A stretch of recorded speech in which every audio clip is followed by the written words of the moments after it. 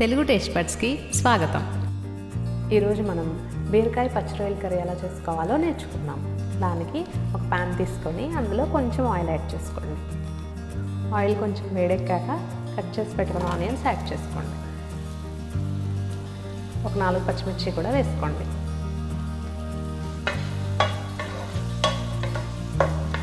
దీంట్లో 1 table spoon salt add చేసుకోండి.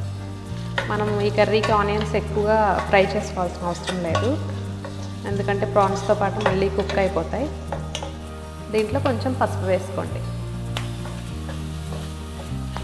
1 table spoon అల్లం వెల్లుల్లి పేస్ట్ యాడ్ చేసుకోవాలి.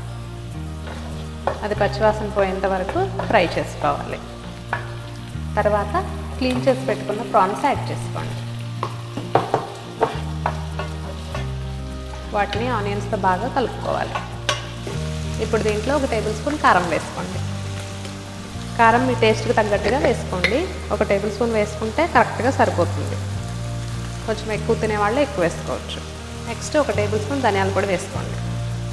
కొంచెం జీలకర్ర పొడి వేసుకోండి. చాలా తక్కువ గరం మసాలా వేసుకోండి. ఇప్పుడు వీటిని బాగా కలుపుకోవాలి. చూస్తున్నారు కదా, ప్రాన్స్ సగం కుక్ అయిపోయాయి. వీటిని ఇంకొంచెం సేపు కుక్ చేసుకోవాలి. చూస్తున్నారు కదా, ప్రాన్స్ బాగా కుక్ అయిపోయాయి. ఇప్పుడు దీంట్లో కట్ చేసి పెట్టుకున్న బీరకాయ ముక్కలు యాడ్ చేసుకోండి. వాటిని ప్రాన్స్తో బాగా కలుపుకోవాలి. బీరకాయల నుంచి వాటర్ వస్తాయి కాబట్టి మనం ఇంకేమీ ఎక్స్ట్రాగా వాటర్ యాడ్ చేసుకోవాల్సిన అవసరం లేదు. వీటిని బాగా కలుపుకున్న తర్వాత ఇంకొంచెం సాల్ట్ యాడ్ చేసుకోండి.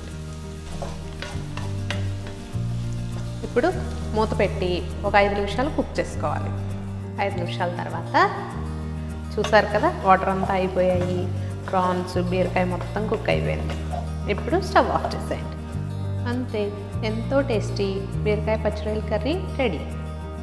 మరిన్ని వంటల కోసం, వాటి తయారీ విధానాల కోసం please subscribe to Telugu taste buds.